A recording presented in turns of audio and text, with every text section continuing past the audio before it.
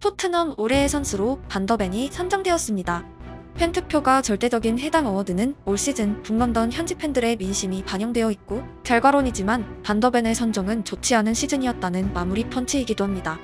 올 시즌 반더벤은 햄스트링 부상으로 무려 12경기를 결장했습니다. 그는 출전한 대부분의 경기에서 토트넘의 실점률을 현재 수준으로 방어한 1등 공신임은 분명합니다. 역습 상황에서 반더벤이 혼자 질주하여 막아낸 장면을 제외하면 올 시즌 토트넘은 역대 최악의 실점률 기록을 갱신했을지도 모를 정도로 리스크가 큰 축구를 해왔기 때문입니다. EPL 전체에서 가속도 1위에 빛나는 반더벤의 발은 올해의 토트넘이 불명예스런 기록의 주인공이 되지 않는데 크게 역할했습니다. 문제는 12경기 결장 선수가 시즌 최고 선수였다는 자체입니다. 전 경기에 가깝게 출전한 선수 중 그보다 많은 박수를 받은 선수가 없었다는 의미이고 득점에 관여한 공격수들이 선택되지 않은 것 또한 잘 돌아가지 않은 시즌이었음을 방증합니다. 해당 어워드의 2위도 센터백 로메로였습니다. 가장 많은 공격 포인트를 쌓은 손흥민이 제외된 것은 한국 팬들 입장에선 분명 아쉬울 수 있는 결과이고 이는 북런던 팬들에게 올 시즌 손흥민의 결과 17골 9어시스트가 디폴트 값으로 여겨지고 있다는 의미이기도 합니다. 만약 새로운 선수 가운데 26 공격 포인트의 선수가 있었다면 단연 1위 경쟁을 펼쳤을 것으로 예상되지만 그 주인공이 손흥민이기에 당연한 기록으로 여겨지지 않았나 조심스럽게 추측합니다. 과거의 손흥민은 올 시즌보다 낮은 공격 포인트로도 토트넘 올해의 선수상을 거머쥔 기억이 있기 때문입니다. 반더벤과 같은 이유로 아시안컵 차출 기간을 감안하면 결국 토트넘에서 가장 아쉬울 만한 선수는 비카리오입니다. 그는 누구보다 많은 출장을 기록했고 반더벤에 필적할 만큼 토트넘의 실점률을 대폭 떨어뜨렸지만 2위에도 선정되지 못하며 골키퍼란 포지션의 중요도가 대부분의 북런던 팬들에게 소외받고 있음을 알 수 있게 합니다. 좀 더 잘 굴러가는 클럽이라면 반더벤보다 많이 출전한 선수가 올해의 선수상을 수상해야 합니다. 12경기 결장이 얼마나 많은 숫자인지 부연 설명하자면 리버풀전까지 토트넘은 36경기를 치렀습니다. 정확히 3분의 1을 결장한 선수가 30경기 이상 출전한 선수들을 밀어내고 올해의 선수가 되었다는 것은 분명 보편적인 장면이 아닙니다. 부상 이력만 빼고 본다면 반더벤의 활약과 가능성은 미래의 EPL 올해의 선수에 도전할 레벨로 여겨집니다. 그는 2001년생이고 전성기는 아직 오지도 않았습니다. 동나이대의 반다이크와 비교해도 반더벤의 커리어가 오히려 우위에 있습니다. 같은 나이의 반다이크는 셀틱에서 사우스햄튼으로 옮긴 무렵이었고 27살에야 리버풀로 이적했습니다. 즉 지금 반더벤의 4년 후이고 그때의 반더벤이 어느 정도 레벨에 도달했을지 계산이 어려울 만큼 올해의 활약은 고무적이었습니다. 결국 뭔가 이상한 시즌이 끝나면 더욱 주목받는 시점이 활짝 열립니다. 바로 여름 이적 시장입니다. 시즌이 끝나면 토트넘은 대량 이동, 대량 영입이 불가피하고 언론은 이미 최대 8명의 방출 명단을 작성하기 시작했습니다. 올여름 토트넘의 이적 시장이 어느 때보다 재미있는 이유는 무엇일까요? 우선 언론의 대량 영입 예상이 상당히 타당한 이유는 올 시즌을 앞두고 토트넘은 EPL에서 2위에 해당하는 금액을 지출했습니다. 1위 첼시가 압도적인 지출을 기록했고 토트넘은 맨시티와 박빙을 이뤘습니다.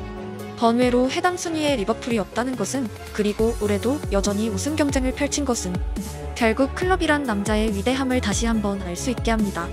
시티와 비교해 재밌는 토트넘의 숫자는 넷스펜딩에서 오히려 앞선 부분입니다. 즉 토트넘은 많이 팔고 많이 영입했다는 의미입니다. 회장이 바뀌지 않는 한 영업 방식은 변하지 않을 것이고 여름에 토트넘 또한 많이 팔고 많이 영입하는 노선이 유지될 것으로 모든 프레스가 판단하는 근거입니다. 호이비에르, 에메르송, 로셀소, 세세뇽, 힐, 비수마, 베르너, 히샬리송이 언론에 이름을 올리고 있고 그들 전부가 떠나고 그 자금이 그대로 영입에 사용된다면 토트넘은 아예 다른 클럽이 되는 것이나 마찬가지입니다. 지난 시즌보다 더 많은 주전급 선수가 방출 명단에 포함되어 있고 특히 히샬리송과 연결된 팀은 사우디의 초월적인 금고를 보유한 알카디시아입니다. 브라질 9번을 왜 판매하냐고 생각하실 수 있지만 근래 히샬리송의 이적설이 거듭 언급되는 이유는 사우디의 알카디시아라는 2부 클럽이 리그 1위에 올라 승격을 앞두고 있고 그 구단의 소유자가 세계 최대의 석유 회사이자 사우디의 국영기업 아람코이기 때문입니다. 금고의 차원에선 세계 최고의 부자 클럽으로 봐도 무방하고 알려진 대로 사우디 일부 리그에는 호날두, 네이마르 등 세계적인 스타들이 즐비합니다. 알카디시아는 다음 시즌 그들과의 경쟁을 위해 상상을 초월하는 자금을 풀 것이고, 토트넘 입장에선 그들이 원하는 히샬리송을 절대 판매 불가로 선언하기 어려운 이유입니다. 브라질 9번이란 상징적인 번호의 알카디시아가 풀베팅을 한다면 PL레벨로는 충격적인 금액이 발동될 것이고, 그 자금을 그대로 시장에 사용한다면 토트넘은 말 그대로 팀 컬러를 바꿀 정도로의 대량 영입이 가능합니다. 이런 사유로 최근 언론에서 히샬리송 이적설을 강한 어조로 다루고 있고, 다음 시즌 토트넘의 향방을 바꿀 정도의 매머드급 이슈로 접근하고 있습니다. 손흥민이란 선수에게 초점을 맞추면 브라질 9번을 잃는 것은 분명 좋은 그림이 아니지만, 그에게 비상식적인 이적료가 측정된다면 선수단 전체의 레벨 상승의 차원에서 그리 나쁜 행보는 아닙니다. 번외로 알카디시아와 호날두가 있는 알나스르, 네이마르가 있는 알힐랄은 순위 경쟁을 넘어 자존심 경쟁을 펼치고 있고, 이는 단순히 득점과 어시스트를 능가하는 천문학적인 금액이 거듭 언급되는 배경입니다. 토트넘이 만약 엄청난 자금을 손에 쥐게 된다면 결국 영입 선수의 활약 여부가 다음 시즌의 키포인트가 됩니다. 많은 선수를 데려온다고 꼭 성공하진 않습니다. 모든 선수들의 적응과 동반 성장이 필요하고 원팀으로 융합되는 과정까지 필연입니다. 포스텍 감독이 올 시즌 영입한 선수들의 타율이 좋다는 것이 밝은 면이고, 그동안 지나치게 많은 선수들의 명단이 바뀐 팀들의 첫 해의 성적이 좋지 않았던 것은 어두운 면입니다.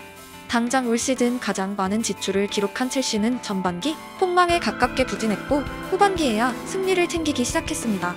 토트넘의 여름은 언제나 제법 다이나믹한 흐름에 있었지만, 올해는 특히나 알카디시아라는 특수한 클럽의 등장으로 폭풍 전야에 있습니다. 온갖 추측과 잡음이 가득하고, 다음 시즌 개막전의 선발 명단은 어느 해보다 현 시점에서 예상하기가 어렵습니다. 결국 토트넘이 우승 경쟁이 가능한 팀이 될 수 있냐가 손흥민 개인 팬 입장에선 최대 관건이고, 맨시티가 로드리를 획득하고 아스널이 데클란 라이스를 획득한 정도의 엄청난 뉴스를 기다리기 시작했습니다. 물론 빅사인이 없다면 올 여름에도 손흥민의 이적을 바라는 목소리 또한 엄청난 강도로 보이게 될 것입니다. 한때 손흥민은 정말 훌륭한 스쿼드에서 경기를 치른 기억이 있습니다. 공격에는 데스크, 그리고 허리에는 팀의 에이스로 불러도 무방했을 무사 덴벨레라는 경이로운 선수, 센터백 듀오는 피파 랭킹 1위에 빛나는 양과 토비 콤비, 그리고 풀백에는 현 시점 PL 최고를 다투는 워커와 트리피어가 있었습니다. 제가 토트넘의 예전 영상을 만들 때마다 토트넘의 챔스 준우승 즈음은 우연이 아니었다고 라디오처럼 반복하는 이유는, 당시 몇 년 동안의 토트넘 스쿼드는 리그 전체에서 충분히 경쟁이 가능한 비정상적인 라인업이었기 때문입니다. 그 선수단을 고점에 영입했다면 토트넘은 파산했을지도 모릅니다. 하지만 유소년 출신 케인, 저점에 영입한 손흥민, 에릭센, 알리, 양과 토비, 그리고 워커 등이 동시다발적으로 리그 탑레벨 선수로 성장한 불가사의한 팀이었고, 결과적으로 우승 경쟁이 가능한 팀이 되었던 최상의 시나리오였습니다. 손흥민이 은퇴하기 전에 꼭 그 정도의 퀄리티를 가진 스쿼드에서 뛰는 모습을 다시 한번 보고 싶습니다. 팬의 한 명으로 올해도 언제나 여름 내내 새 시즌을 주목할 것이고, 이번에야말로 모두가 납득할 만한 라인업에 포함되길 기원합니다. 시즌이 끝나자마자 여름에 충성 없는 전쟁이 시작됩니다.